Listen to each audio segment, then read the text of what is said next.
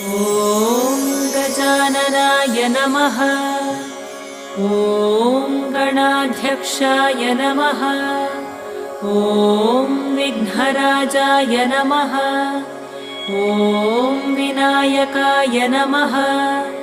ॐ द्वैमातुराय नमः। ॐ सुमुखाय नमः। ॐ प्रमुखाय नमः। ॐ सन्मुखाय नमः। ॐ कृतिने नमः। ॐ ज्ञानदीपाय नमः। ॐ सुखनिधये नमः। ॐ सुराध्यक्षाय नमः। ॐ सुरारिभिदे नमः। ॐ महागणपतये नमः। ॐ मान्या